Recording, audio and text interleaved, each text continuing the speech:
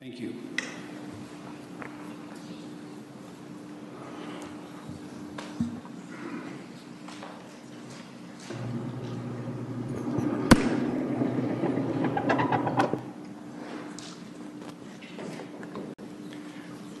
Good afternoon, Mayor Sawyer and council members. Jason Nutt, Director of Transportation and Public Works.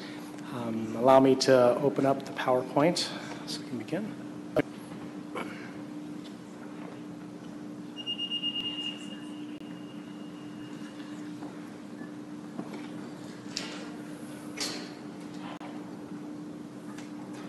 All right, good afternoon.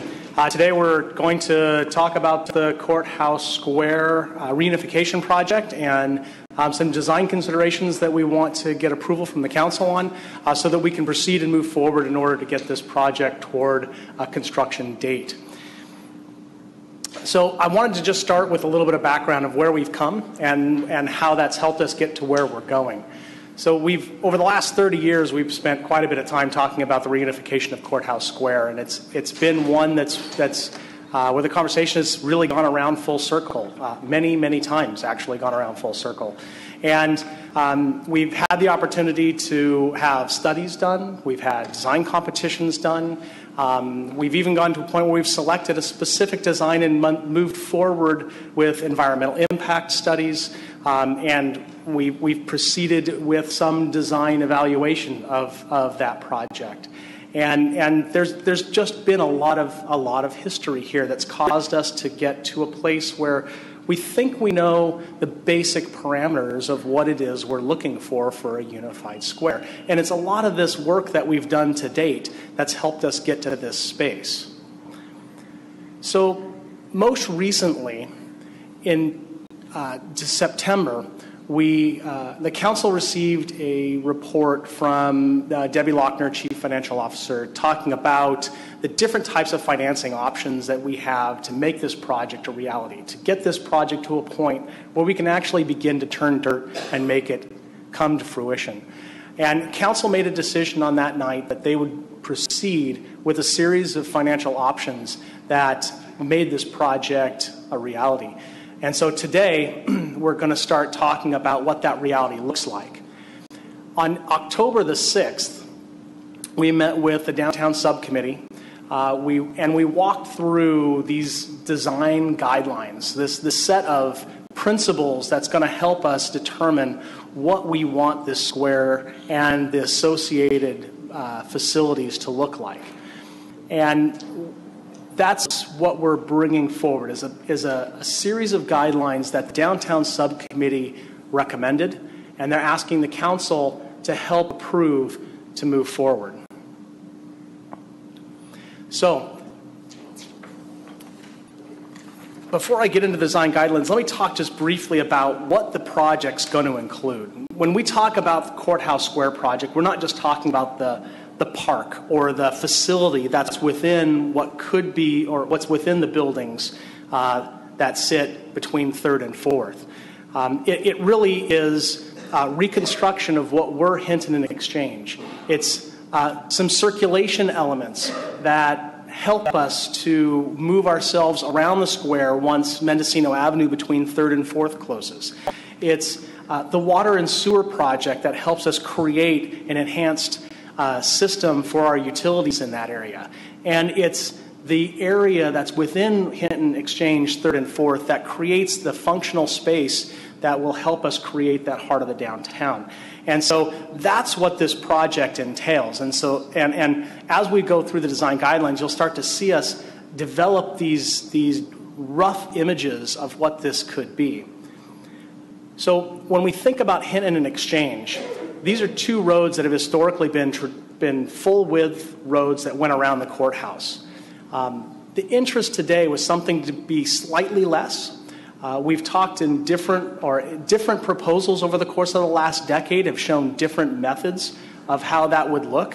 When we brought that to the downtown subcommittee, we asked a series of simple questions. We asked, what do we want to do with parking? And when we say what do we want to do, it's do we want to specifically dictate what that parking could and would look like? And the feedback that we got from the downtown subcommittee was, we want to maximize the amount of parking that we can do out there, which generally means that we're going to be putting parking on both sides of each of those roads, and we're going to be looking at something like a diagonal type of format. We did get a question about the potential to do reverse angle diagonal parking, recognizing that in doing that you're going to put the tailpipes facing the buildings, which has some pros and cons to it. But we also wanted to make sure that the aisle width, so we've got parking on both sides, and now we're talking about the roadway, the aisle width, the part that the cars are going to drive in. So we asked the downtown subcommittee, well, how do they want that to function? Do they want it to be a single drive aisle, something that if a car is pulling in, waiting to park at a spot, that someone else is having to wait?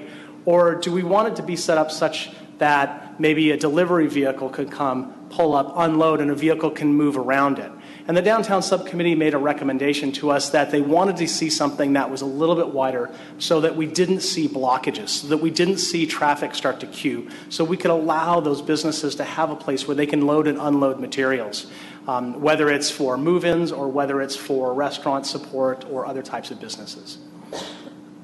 We also heard that we wanted these roads to be walkable and friendly and inviting. We wanted it to be in a place that it wouldn't be daunting to connect the sides of the existing businesses to the square itself. And we wanted the ability to be able to close off those streets so that we could enhance the events that we felt needed that additional space. So when we talked about Hinton Exchange, that was the framework that we set this up with. And when we look at what design teams might do, we're going to let that roll. We're going to let that resonate with them. We're not going to pre-prescribe the number of spaces. We're not going to pre-prescribe specifically how those spaces interact with either the buildings on one side or the park on the other side. All we're doing is saying we want you to put an effort to have diagonal parking, to maximize the number of spaces within a context-sensitive way.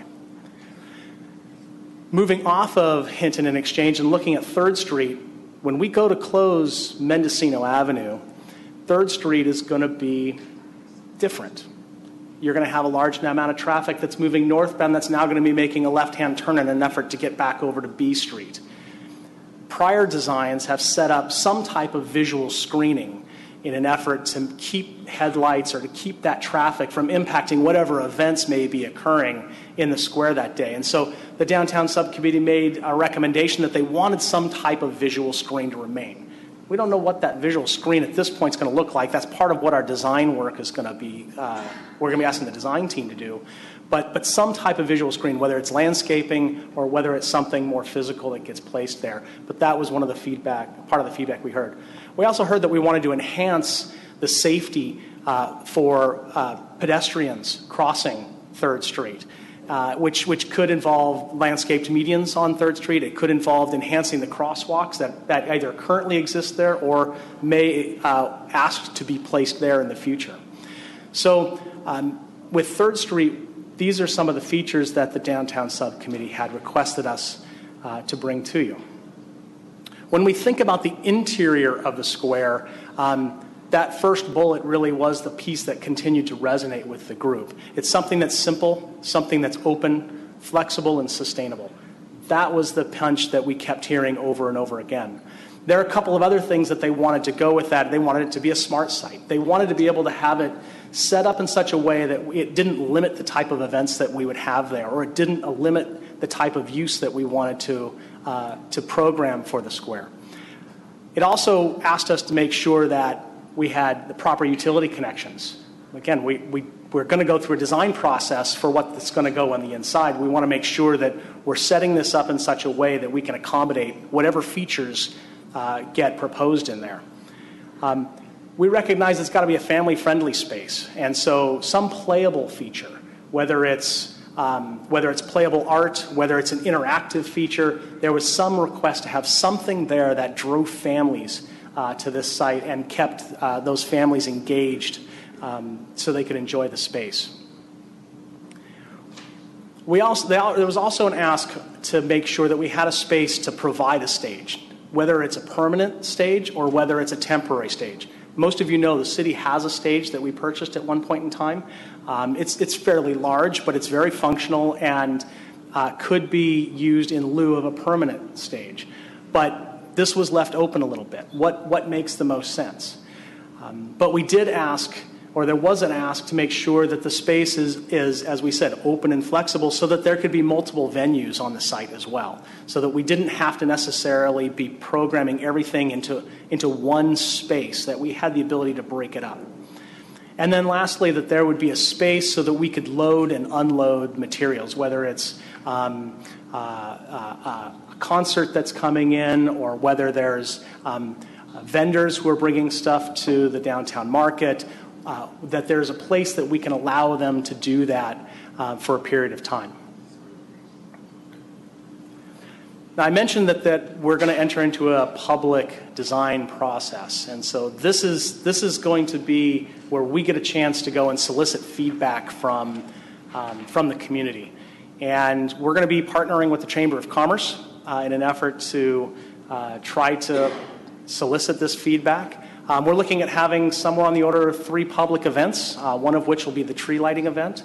We're going to wait on the other 2 dates until we have a design firm in place where we can work with them to see what sort of resources they bring to the table and how they can help us design that or create a process to be really effective at getting public feedback. We're also putting together a survey that we're going to hand out both in paper form and have available on the website to solicit feedback, and we're going to use multiple media outlets in an effort to get folks connected to that survey. We're going to try the best we can within the short timeline we've got to get as much feedback and information as we can. We've also pulled materials from prior efforts, and we'll be reviewing those to make sure that we're looking at things that have been done in the past to make sure that we're not missing something that may have been once said. When we get to the end of this process, which will be sometime around January, we're going to be coming back to the subcommittee looking for their recommendation that would then ultimately come back to council for approval as far as what the interior of the design of that square is going to look like. Hoping we're going to have something really exciting to be able to bring to you at that time so that we can continue to plow forward. When we look at the project timeline, what you see on the calendar, we've had to adjust a little bit. Granted, when we put together the presentation, things are in constant change right now. And so the timeline's slightly different. The request for proposals is on the street today, and we're going to be, and the last day to submit a proposal is the 16th of November.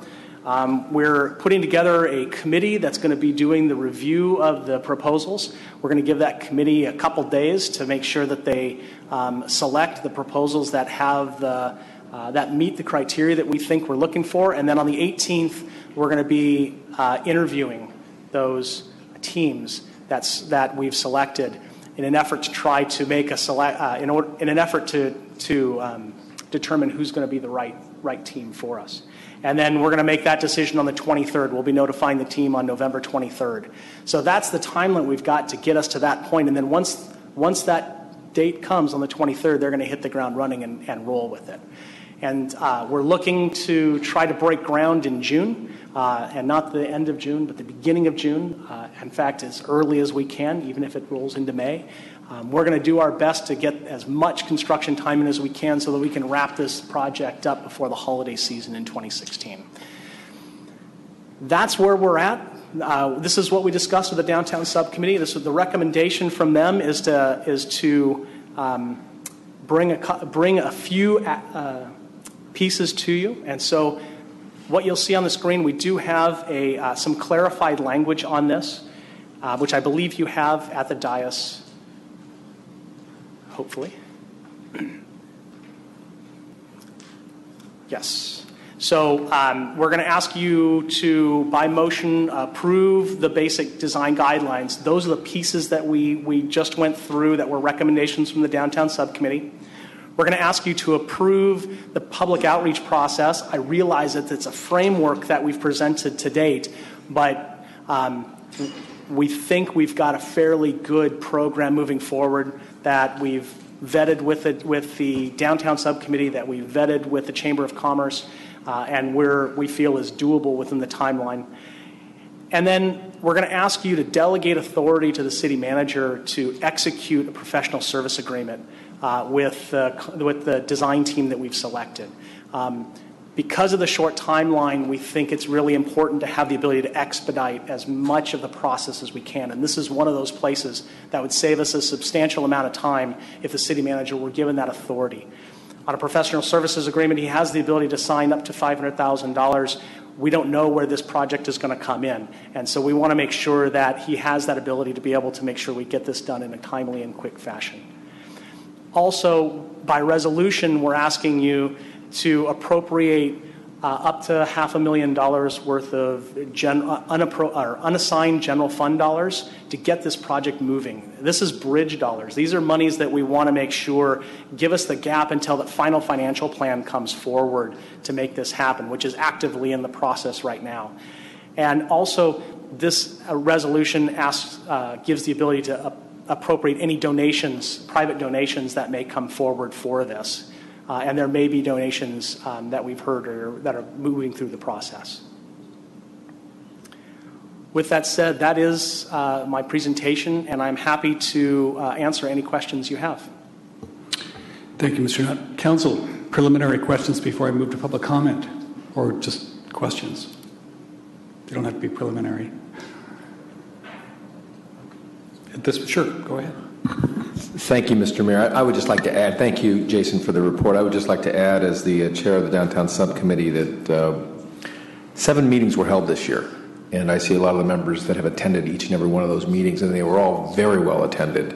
So the suggestion may be out in the public that this is an all of a sudden project. Nothing could be further from the truth. This has been quite a well thought out and heavily involved process with these public meetings throughout the year. And I'm very grateful for that, for the community outpouring.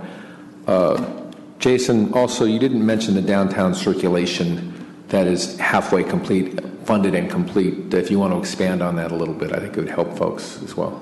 Yeah, thank you, Councilmember Wysocki.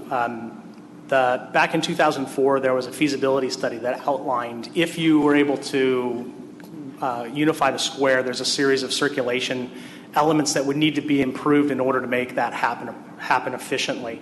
And there were about a dozen items that were included in there. We received an MTC grant about 2006, 2007 to move forward with some of the project, and we did complete about half of those items at that time. We reorganized some of the work around Santa Rosa Avenue. We added a traffic signal at 10th and Mendocino.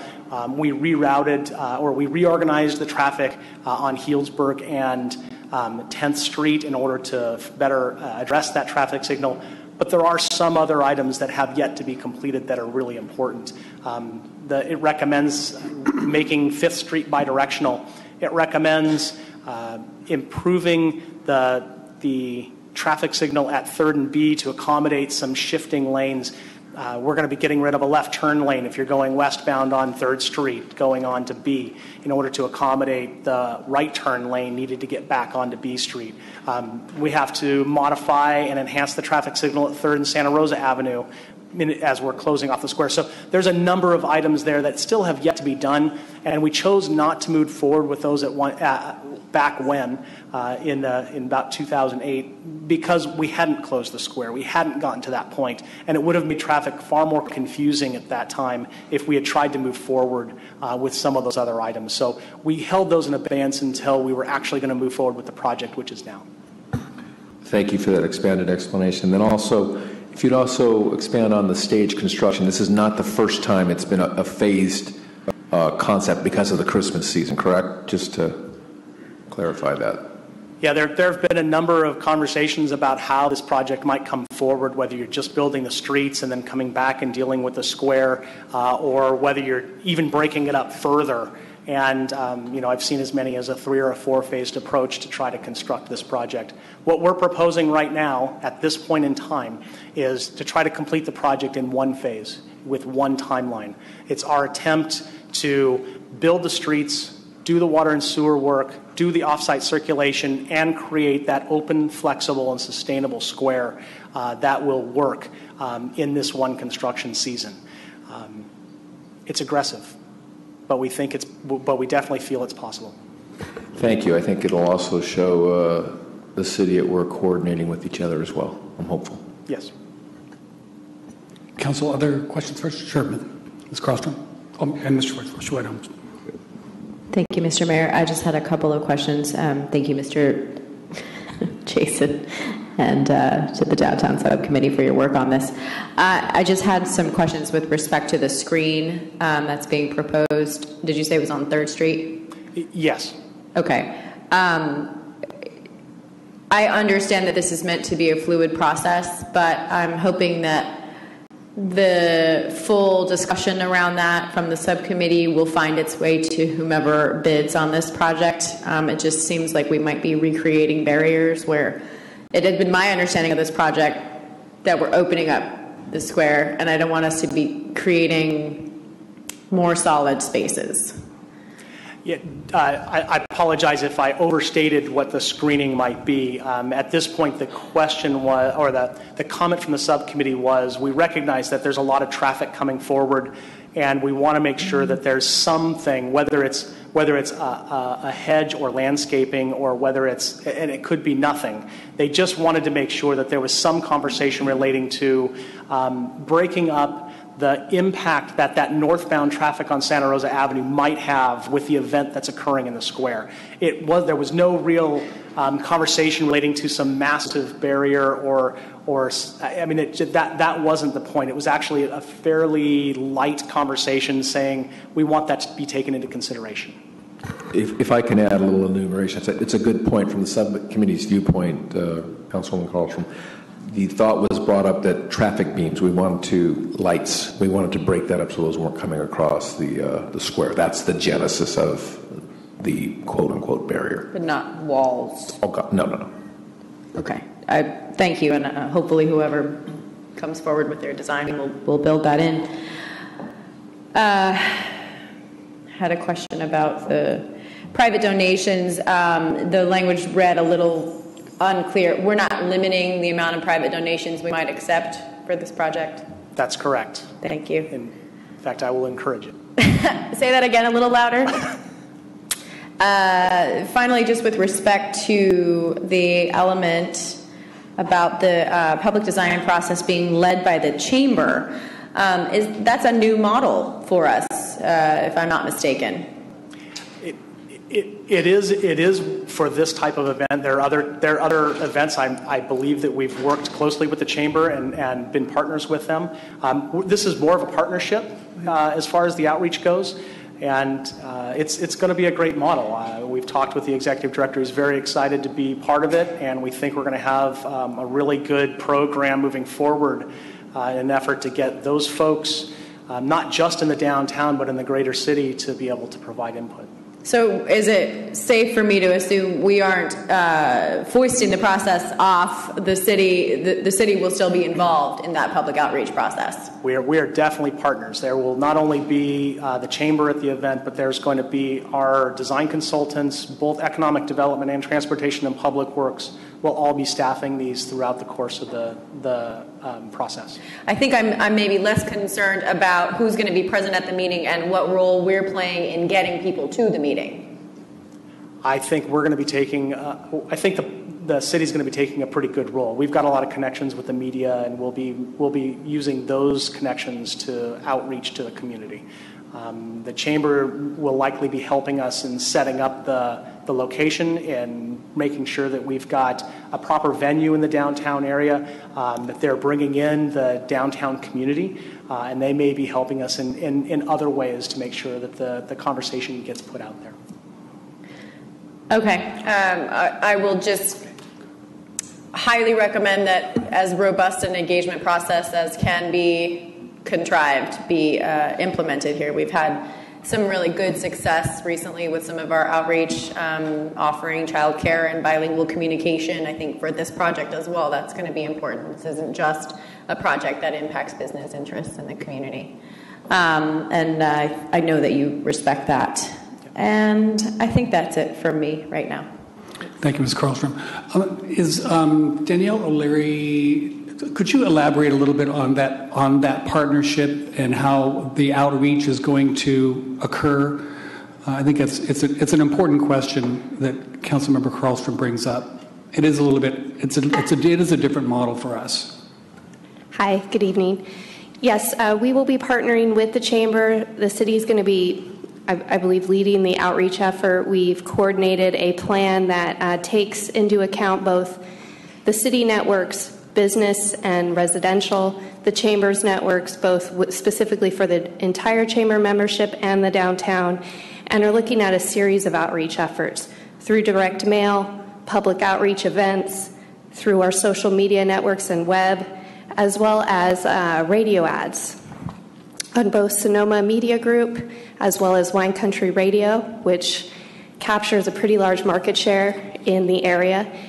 And the goal of these ads is to get people to respond to our survey. We have created a survey, about 11 to 12 questions, where we get a sense for how and why people come to the square, how do they travel here, what do they hope to accomplish here, what are their patterns, and understanding their opinions and perception of the space to help inform the design process.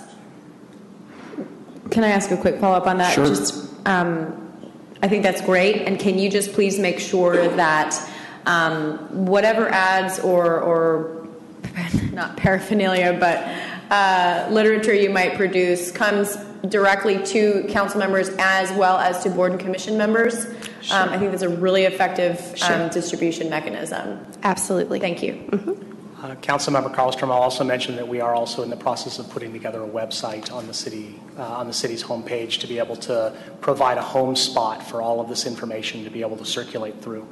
And do you know what the URL for that will be? It's going to be srcity.org/CHS. /CHS. Correct. Cool. Thanks. Thank you. Mr. Schwedhelm. Thank you, Mayor. I would just echo the comments about the boards and commissions. Really, we have existing communication structures in place and we can maximize the use of them. That'd be wonderful. Thank you, Jason, for the presentation. I like the collaboration. I've heard the downtown subcommittee meetings have been very robust discussions with a lot of attendees, so it's very encouraging to listen to those partnerships. I have a question for the city manager regarding the $500,000 from unassigned fund balance, because I've been hearing we've been tapping into that fund balance on a lot of previous projects coming before council. I haven't heard what is the fund balance for that, so we can kind of put what is $500K, what percentage of that unassigned fund balance. Well, I can get the full figure for you right now. We're substantially over it does not get us anywhere near our percentage, which is 17%. We're in the process of, this is actually more of an advance on a project that is really about funding this moving forward, which was the conversation earlier about the total cost. So we're taking an internal loan. That's what we're asking you to do. When we step back in January, you're considering a slew of other opportunities that fits into that conversation later on. I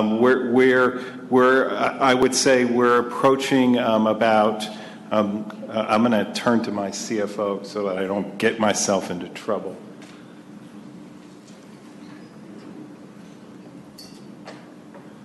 We have available about $13 million right now above the 17%. So just so I'm clear with the language, because some of the funds, for instance, the $75,000 a couple weeks ago that we discussed, that was identified as coming from the reserves. Recently, it's been language such as this coming from the unassigned fund balance. Are those the same balances or funds, or are those separate? And Debbie is coming down that you might want to let her answer that one.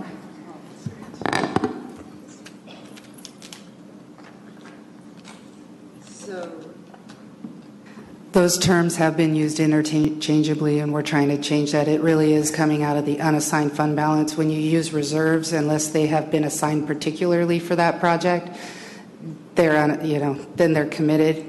That's already done. You don't have to reappropriate for it. But if it's in the unassigned fund balance, it needs to be appropriated to use it. Correct, and that's my understanding. Yeah. So I'm interested in understanding what's the fund balance of the unassigned funds. So we're still in the middle of our audit, but initial review shows we're about $13.5 million over our 17% requirement of unassigned fund balance.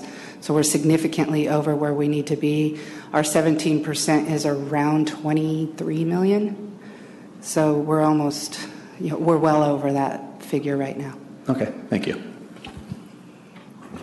Other questions before I go to public comment, Council?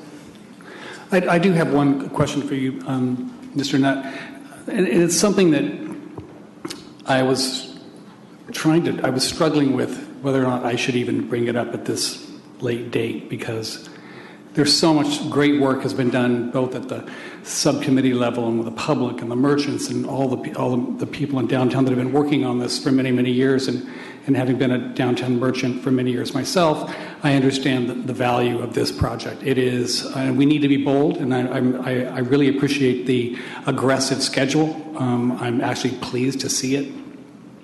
There is one item that is giving me a little bit of heartburn and concern. I completely understand the value of parking downtown. We need to have it. We need to have parking around this important space. We heard last week that downtown Santa Rosa has plenty of parking. What I am concerned with, and you mentioned it a minute ago when you talked about maximizing the space, but not dictating the number of spaces. That actually kind of heartened me a little bit, because it speaks to my one concern. And that is the sacrifice of the center space for parking. I know that the entire space is programmable. We could block off the streets and program both streets completely. And I understand that, and that's a very important, whether we had parking on one side or both sides, being able to program the entire space is, in my opinion, really important. What gives me pause is sacrificing some of the center space for parking. When you look at the illustrations, it appears that it's almost 50-50. That half, if you look at the square footage of the entire project, that, and I don't know the square footage, I don't know the numbers, maybe we'll learn that later, but the trees soften the appearance somewhat, but I'm concerned that it appears from the illustrations that we have in that entire space, 50% of the space is parking and 50% is our square. So that's what gives me pause, and it does gives me concern, and I want, I think about the future and how the space will be used in 2050, not just 2015 or 16, and whether or not I would look back on this project. And I knew I had to say something, because if I didn't, I would kick myself. Because I look at it and I think, in 20 or 30 years, will we wish that we hadn't put in the parking spaces? Will we wish that we had completely utilized as much as possible that center space? So I'm just putting it out there. That is my one concern. I love all of the philosophy on everything that's being discussed. Without exception, this is the one piece that gives me concern. Yeah, Mayor Sawyer, I certainly understand your point. The parking does consume space. Each aisle of diagonal parking is about 18 feet wide. If you think about it, looking at the width of the square, it adds about 18 feet on either side, so 36 feet total if you're looking at both ends by the length of the square. It does, even with the additional lane of diagonal parking, it does still provide it leaves us enough of an area for there to be a functional square. One of the questions that I had earlier, and I was told to be prepared to respond, is how does this compare to some of the other squares? And when you look at what might remain if we had diagonal parking on both sides, we would still have a functional square that's larger than the square that Healdsburg has, with the same type of parking on both sides. So it is a space that still results in something that can be very great. But you're right. By adding that additional lane of parking, you are taking 18 feet of width on both sides of that functional area that could be programmed with something else. And that was why we had the conversation with the downtown subcommittee that asked the question of not necessarily the number of spaces, but how did they want to see parking addressed? And what we heard was maximized. And for me, maximized means we're going whole hog, right? We're going both sides. So that was why when we asked the question, we posed it in a very open, formatted way so that we gave the downtown committee the opportunity to say, well, we really only want to see this, or come back with this answer as well. And that wasn't really what we heard. What we heard was we want to see that parking maximized, which included the diagonal on both sides. Okay, thank you very much. Well, let's move to public comment at this point. I have a few cards. Don Tomasi.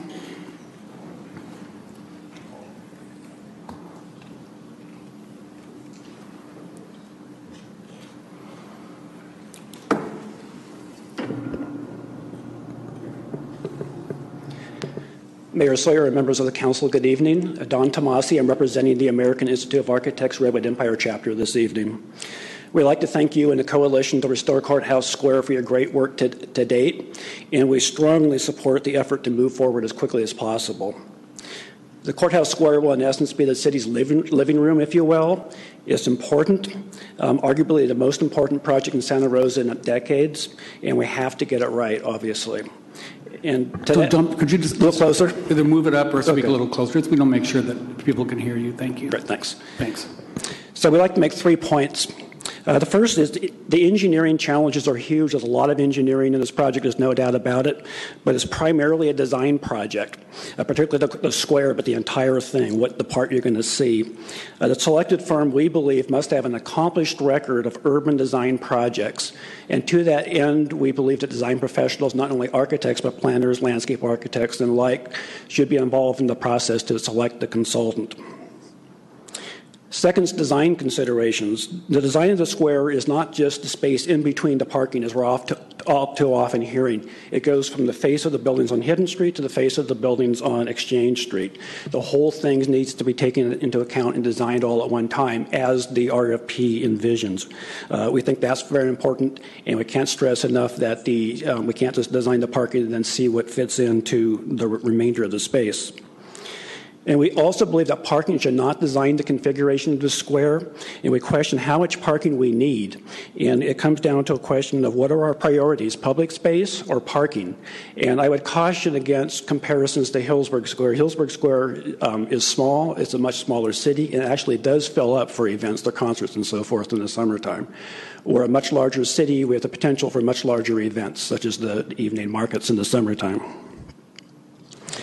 And third, the process, respecting the work accomplished to date. Obviously, this process has gone on for many years. Probably the pivotal moment was the selection of the design competition winning firm. And regardless of one's opinions about the selected project, there was 2 years subsequent to that on the part of a city committee that worked with SWA to refine the not only design of the square, but particularly the interface between the buildings, sidewalk, curb, street, and the square again. There's a lot of thought that went into that. It had to do with existing trees. It had to do with adequate room for dining outdoors and so forth. And we strongly urge that we not throw that out with the bathwater, so to speak. And we asked, do we really want to start all over again from scratch? And how far do we want to go back? There's been a lot of great work to date. And we believe it's a mistake to not embrace the great work that has happened to date. In conclusion, we urge your consideration of our concerns, and as an organization, we offer our services in any way that we can be available to you. Thank you. Thank you very much. Scott Bartley.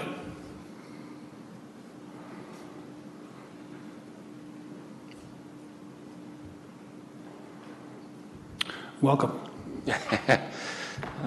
No comment on what it's like to be on this side as opposed to that side. Mayor Sawyer, council members, congratulations on getting us to this point. I know it's been an arduous one, having been involved for many years on this. I think you need to be commended for being willing to proceed and proceed quickly with this. I want to say that I agree with all the comments Mr. Tomasi made. I think they're all very valid. But primarily my reason here is to speak to the RFP process, and it will tie into some of Mr. Tomasi's comments. The RFP, frankly, appears to be written from an engineering standpoint, understandably so. A lot of it, the detail of the work is engineering based. But I note the word landscape is only used once in the RFP. If you think about it, that was the same process that was utilized 50 years ago to create the square we have now. It was a public works project to connect the streets, and the focus was the street, and the spaces that were left were dealt with as almost a separate entity. I think history shows that that is not a successful way to design a public space. The public space, and we found this out through the almost 2 years of public outreach we did through that design competition process, needs to extend from building face to building face. I commend the downtown subcommittee for being so involved, but remember the downtown subcommittee, I assume, is still primarily comprised of property owners and businesses. They have traditionally always had an emphasis on parking. But through the design process, we found out the public, the citizens of our city wanted more than that. They wanted a public gathering space. And we knew that parking isn't necessarily the driver. And that's what ended up with the winning competition entry, whether you like it or not, which that's a matter of judgment. I appreciate the fact that you're moving forward. And I want to remind you that in this process, you're going to be condensing almost what was 2 years of public outreach into probably a month and a half or 2 months, and 2 public meetings as opposed to probably dozens of public meetings prior. One thing I note in the RFP is it would seem logical, and Mr. Nutt mentioned, the landscape architect should be one of the leaders of this outreach. And yet in the RFP, there's no mention of the skill sets required. The only reference is they are going to attend 2 public meetings. So I think that's an important thing to remember. I also note that in the RFP, given the timing, you're going to start drawings before you actually know what the design is, which is an invitation in the design world of an extra. There's a reference that they should make allowances for contingencies, but if they don't know what they're designing to, how can you extract that from them, or how do they estimate it? Oops, I blew my own time. But finally, I want to close with a couple comments. One was the mayor of Portland was asked why his downtown was so successful. And his response was, we put people first, bicycles second, and cars last. And the other comment was one I heard in this chamber several years ago. No great city has ever been known as being great because of their ample parking. Thank you. Bernie Schwartz.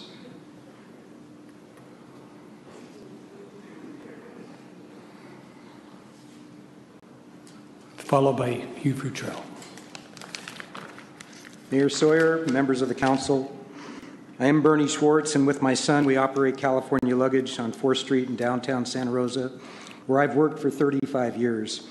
I've been a strong supporter of reunifying Courthouse Square for over 20 years, and I've been a member of many groups, including a juror on the design competition, that have advocated for this project over that time.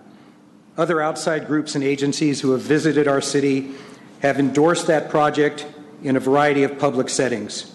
In addition to 20 years of public meetings, there has been substantial city government work supporting this project, including staff work on traffic movement and traffic calming, as well as work by previous councils, culminating last year with that council's vote to approve the project's EIR, which itself was the product of public participation within the draft process. So I want to acknowledge and thank our current council and the staff for continuing this work this year to bring this project to completion. This year, both staff and council have worked hard and carefully, including collaboration with downtown stakeholders, which was specifically directed in the resolution that last year's council voted for in adopting the EIR. Those of us that visit or work downtown and actually see importance in our downtown and actually care about our downtown overwhelmingly support reunifying our town square. And we look forward to many of the project's potential benefits. Santa Rosa deserves to have a downtown that's not only successful as an economic engine that can increase the city's resources, but probably more importantly will add meaning to our community as a cultural and historic touchstone, something that's been missing for the last 50 years. So thank you again to staff and council for finishing the work and making this great investment to our entire community. In regards to the comments of Mr. Tomasi and Mr. Bartley, as a member of the jury in that competition, I would say that the reason that that specific plan was chosen was because it was the only plan picked by Mr. Bartley and his committee that actually had side streets, and that subsequent meetings after that competition stripped much of the parking We believe the parking is necessary to activate an area that has been long blighted and vacant, that has cost the city money in terms of police calls, in terms of uncollected sales tax revenues, property tax revenues. You know, at some point we need to activate that area, and we don't have an excess of parking we don't have those streets right now. So please continue with momentum that the community is looking forward to and complete this plan. Thank you. Thank you. Mr. Futrell, followed by Ann Seeley.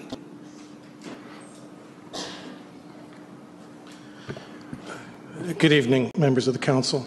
I'm here not only as a downtown property owner, but as a member of the coalition to restore Courthouse Square. Just 2 or 3 comments. One, it really needs to be said that your staff is doing a magnificent job. Like some others, I've been around a long time. The first time I was in this chamber for a meeting was 44 years ago, as a matter of fact. And I can't think in all that period of time as an observer and a participant in local government of so much drive, so much focus, and so much care. When government is so often criticized, it really needs to be said that often that's just a myth, and that's a myth now.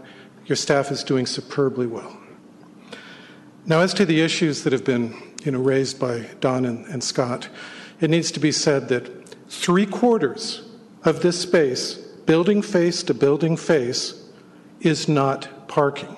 The notion that it's 50-50, when you look at the actual dimensions, it isn't actually the case. This is a public space by any definition, and to argue otherwise, that somehow the introduction of parking makes it somehow less public, is simply a falsehood, nor is it consistent. Even if I have to take my life in my hands and talk about urban design here with 2 professionals, nor is it consistent in the notion that you can strip parking away from a community like this, create a downtown central area, and make it work effectively. It won't. Parking is one piece in activating the core of Santa Rosa. And in the city's own parking studies, although the core, taken as a whole, is not parking short, those same studies have shown that the very center of the core around Courthouse Square is parking short. So I would urge you to take into account the specific guidelines that have come through discussion and which your subcommittee has recommended to you. They are balanced, they are urbanist, they are people-friendly, and they'll be effective. Thank you. Ann Seeley, and Ann will be followed by Dwayne DeWitt.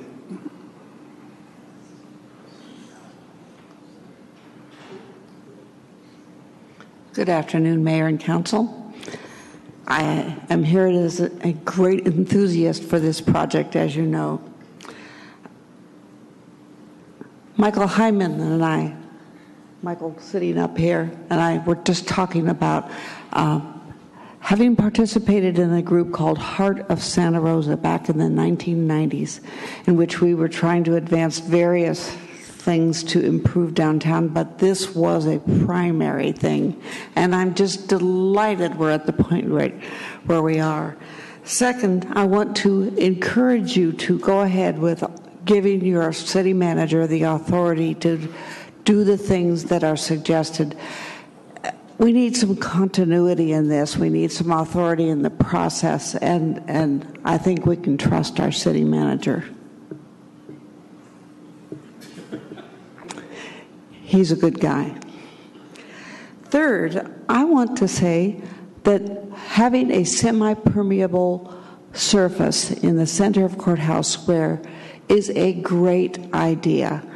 In this county, we have done too little identifying where we are going to let the rain soak into the soil, where we're going to take away pavement and put permeable surfaces, and where we can recharge our aquifers. I don't know if there's one under Courthouse Square, but at least we have a lot of soil that needs rewatering. So please do go ahead with this. Thank you. Thank you. Dwayne DeWitt. Thank you, sir. We're going to use the overhead, please. Right, followed by Peter Cherneff.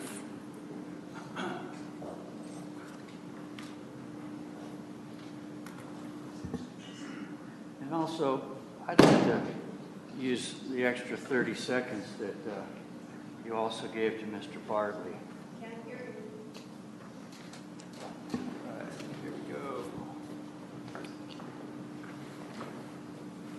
Hello, my name is Dwayne DeWitt, and I'm from Santa Rosa.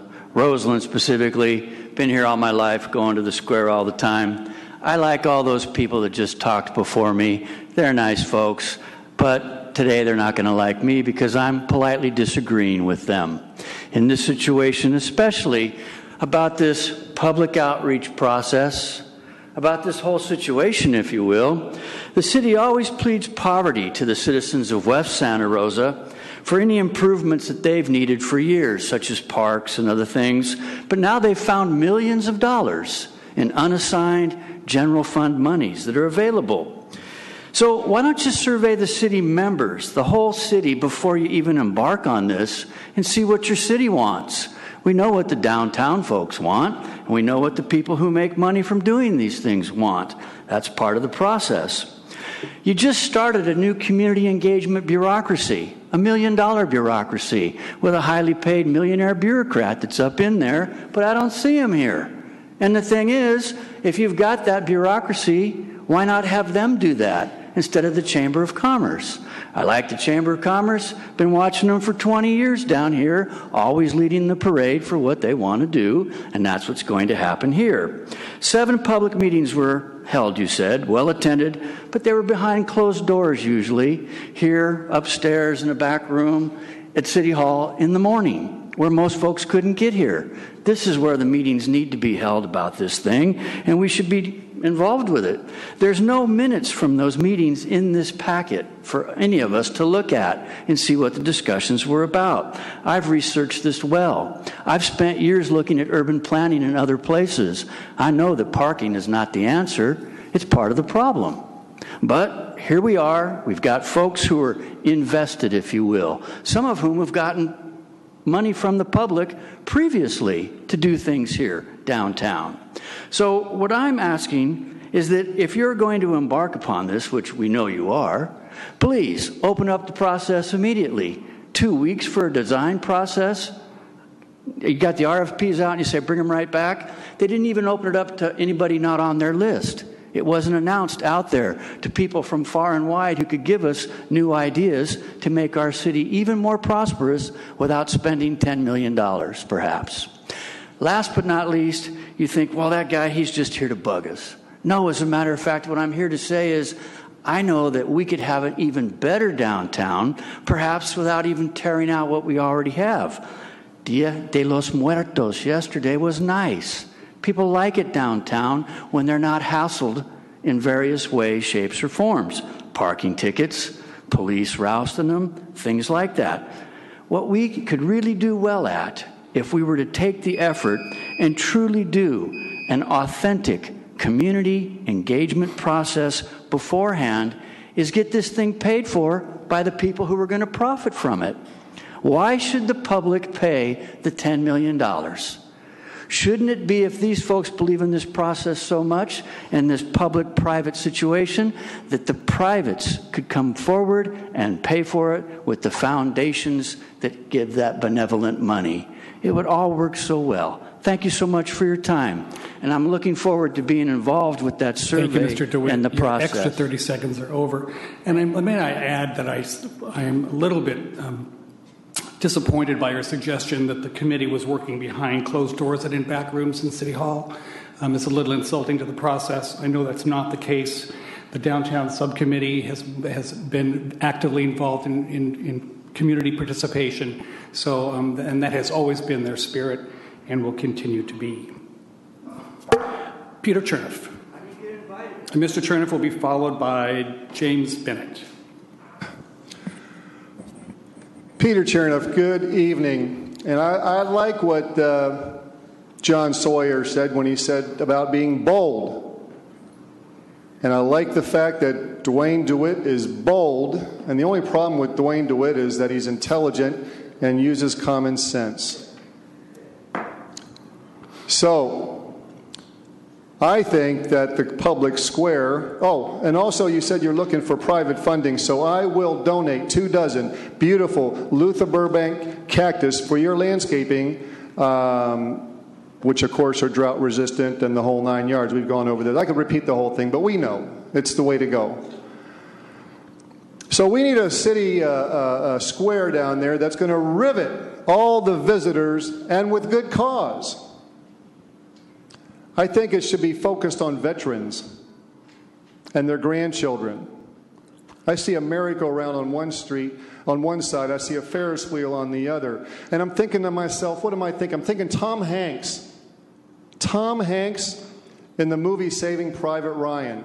How often have veterans been involved in either saving bridges or knocking them out? But what we're looking for is for a bridge to the future. And I see a walk-up bridge from either side where you got the radio station, the bridge up there. There's a nice big area up top, and people can sit down on either side of big steps coming down, and there's a merry-go-round on one side and a Ferris wheel on the other. And I'm thinking to myself how I saw in the Chronicle just yesterday how the veterans are being kicked out of the War Memorial Vets Building in San Francisco by the same people that start all the wars, these one-percenter Zionist characters. So I'm thinking to myself, let's steal a little thunder from the Golden Gate Bridge. We're going to build this bridge here. It's going to rivet everybody. Veterans from around the world are going to come here. We'll paint it gold as opposed to orange. It's the real Golden Gate Bridge. And it'll be beautiful. And it'll be based on a thanks to all veterans. And I will offer $1,000 in beautiful cactus for all SSU and SRJC engineering and architect students to send their design to Chris Corsi. And the winner of this beautiful design that will rivet people from around the world. They'll come to Sonoma County. The first thing they want to see is this bridge designed and to honor veterans. And we'll know that we set this thing in place right here today with a big smile and a round of applause. Thank you very much. James Bennett. Good evening. The thing that the people have a right to know and they don't know is that we are signed up with UN-sponsored NGOs that are anti-automobile, anti-small business, anti-property rights, especially that which is rural and country. The ICLEI consultant that came up with that wonderful parking scheme that we have downtown with those kiosks was from Seattle. That's what he does, goes around and sabotages parking. I got $100 that says that this gentleman pitching the courthouse reunification project is an ICLEI consultant. You know, parking is a very powerful instrument to pick winners and losers in what was a free market landscape. So we've got the mall that has lots of free parking that we subsidized. Then we've got the parking downtown with all manner of shenanigans to reduce it, with particularly long red curbs and those well-loved kiosks. Now we have a program that is going to, I guarantee you, diminish parking further. And forgive me, but this gentleman, this ICLEI consultant, was very cagey about committing to just how much parking this new program would have. Now, you don't need to be a genius to know that one of the best things we could do for our quality of life and our tourism, one of the best sources of commerce that we have left in this economic desert, is widening 101, not shelving the East-West 12 corridor project, not deliberately creating this gridlock downtown that this project will create. The people have a right to know who we are adherent to and what the ultimate long-term goals are. The idea is to make automobiles inconvenient, expensive, cumbersome, stuck in deliberately created gridlock, and undermine their use in favor of walking, riding bikes, and rail. An elementary kid knows that when there's secrecy involved, somebody's doing a no-no. Somebody's not doing the right thing. Yours is to not carry out highly impactful agendas that the people don't know about. It is your responsibility to see to it that they know about it, not after contracts have already been signed. Thank you. Thank you. Those are all the cards that I have on this item. I can bring it back to the council. Council, further questions, comments? Mr. Vice Mayor. I have some comments. And for the record, I am a member of the Downtown Subcommittee, which actually has 3 members, 3 council members. The rest of the people who attend those meetings are members of the public, and the door is always open. First of all, I wanted to address a few of the comments from Mr. Tomasi and Mr. Bartley, and I think that they're valuable comments, particularly about the participation of design professionals, architects, landscape architects, and I don't need an answer right now, but I hope that the RFP is open enough to allow and encourage that participation. Also, it is important that we recognize the work that's been done on this before. This has been going on for a long time. A lot of people have put a lot of time, energy, and effort into it. That work has value, and I want to make use of that and encourage whoever the designers we decide on for this to also make use of that. We don't need to reinvent the wheel. It's already rolling.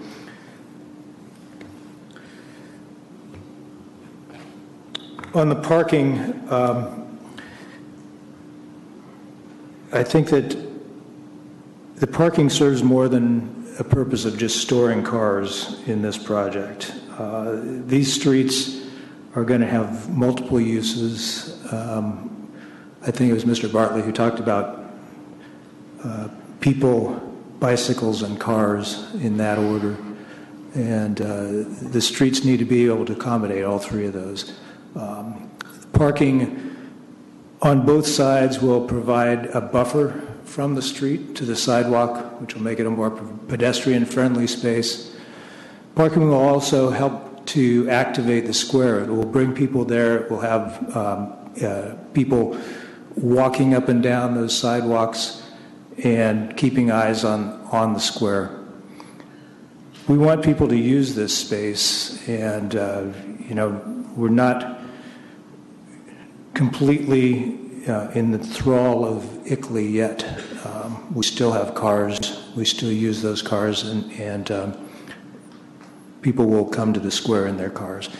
As a pedestrian and a bicyclist, I want to see streets that are where the traffic is slow, and I think having parking on both sides will facilitate that as well. So I'm in support of having parking on both sides of the street.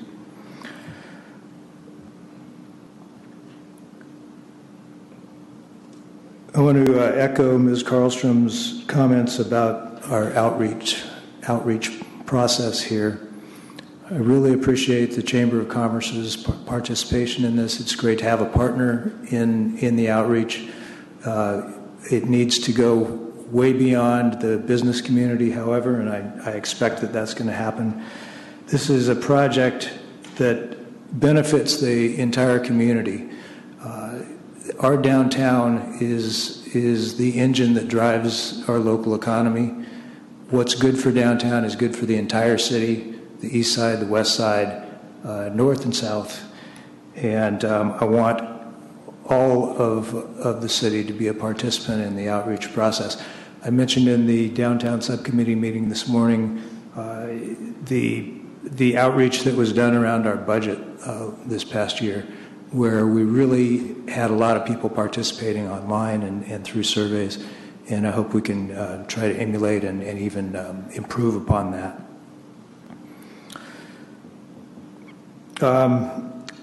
Finally, it was mentioned to me yesterday by someone that we're not doing this the way we ordinarily do things, and that's absolutely true.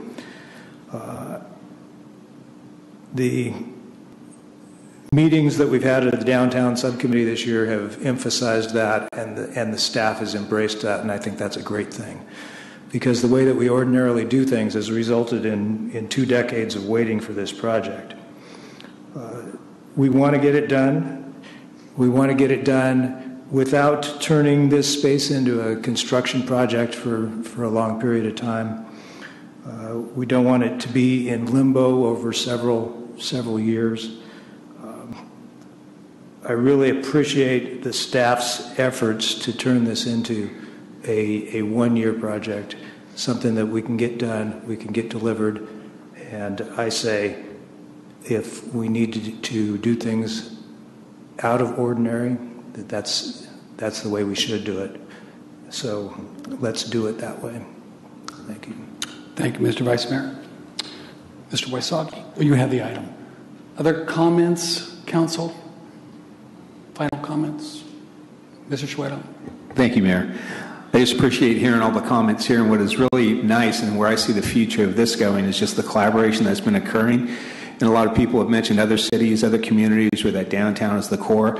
I'm not really interested in recreating anything. I want a special place for Santa Rosa's to come where other cities start looking at, hey, let's go to Santa Rosa, see the way they invested in their downtown, that vibrant downtown, and we can be a model for other cities to emulate. I think the process we're following here, the amount of community input and the support, I think the time is right, and I'm very pleased with the progress that we've made so far, and I'm looking forward to the ongoing discussions as we make this a reality. Thank you. Ms. Karlstrom? Thank you, Mr. Mayor, and again, thank you to our staff and the Downtown Subcommittee and the members of the public that have participated in so many meetings and gotten us to this place.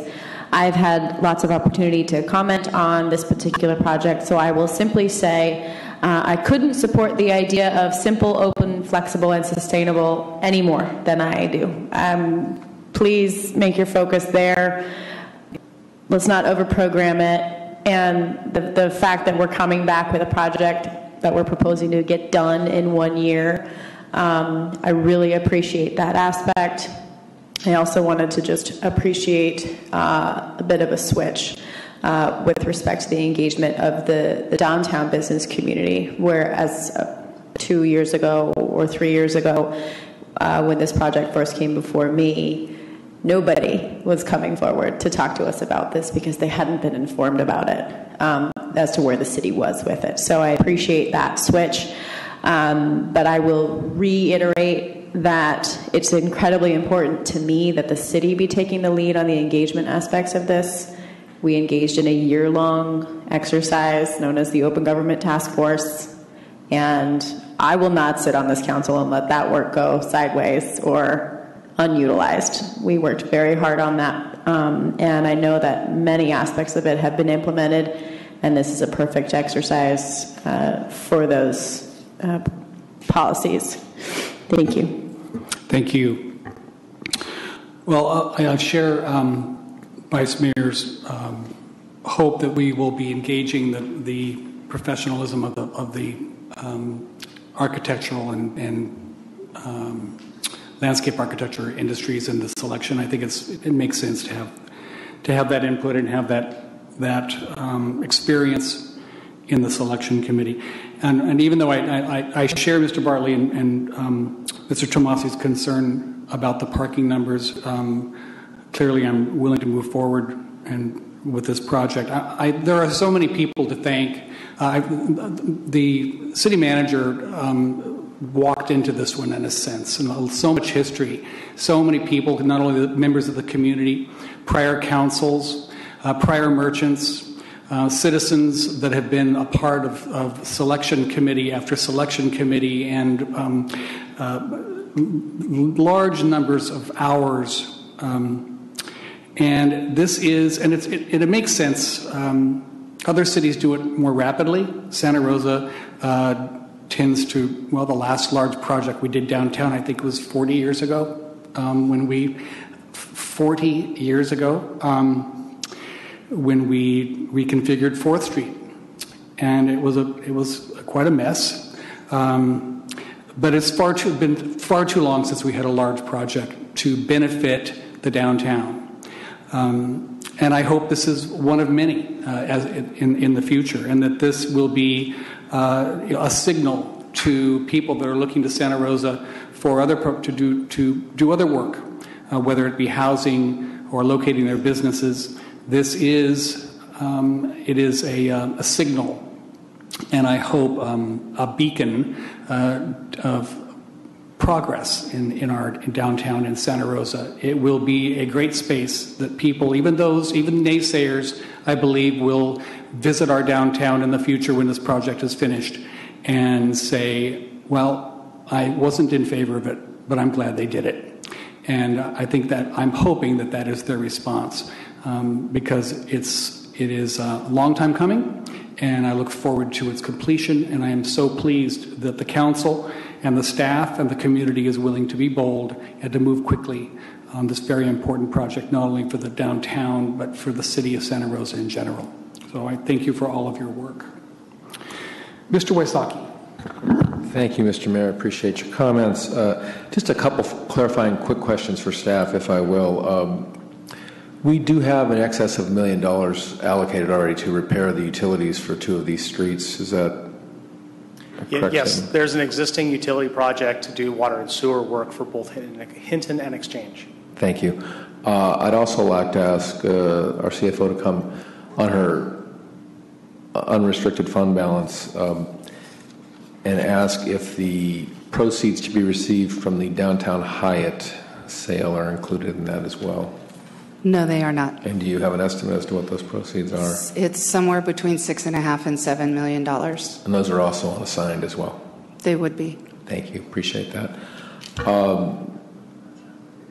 Looking for help now for someone with history, and I imagine the city attorney would be able to help me. The composition of the downtown subcommittee, has it always been council members as the members of the downtown subcommittee? It's varied over years. It's always had council members on it. Sometimes there have been other members. It's been somewhat loose, but those meetings are noticed in terms of our schedule. They're always on the list of upcoming meetings on our website, and as the council members have indicated, they are always open to the public. Okay, I'm glad to hear that, because in my 7 years on the council, it's always been council members on the subcommittee. Thank you. I do appreciate the interest in the community in this project. It's been quite a challenge because it is a big project. It's a big statement. I want to thank staff for their can-do attitude. I want to thank the community for coming forward and helping to push this along and engage with a spirit of inclusiveness, open-mindedness, and compromise with the thought that let's try and do what's right for Santa Rosa. I've seen that throughout this process. I've seen very well-attended meetings. Very well-attended meetings. I also want to emphasize that compromise works both ways. As someone who's been involved in neighborhood advocacy and putting people first and bicycles first ahead of cars, I do appreciate my former colleagues' newfound appreciation of that.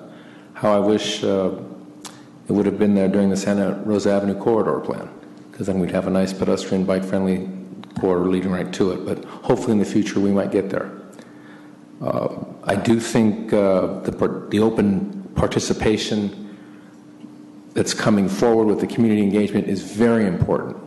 And I thank the Chamber for that, the subcommittee, and my colleague, Mr. Corsi, has also vowed to be involved in that. I know staff will be there. I'm looking forward to that process.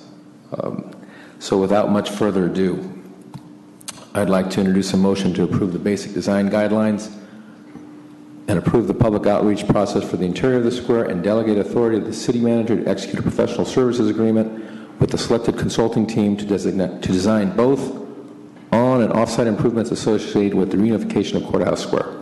Second. Your votes, council? And I have 5 ayes. Thank you very much. And there's also a companion resolution. Thank you. I'd like to introduce a resolution of the Council of the City of Santa Rosa authorizing the city manager to appropriate any private donations as well as up to $500,000 from the unassigned general fund balance to use for the Courthouse Square reunification project and waive further reading of the text. Second. And I have 5 ayes.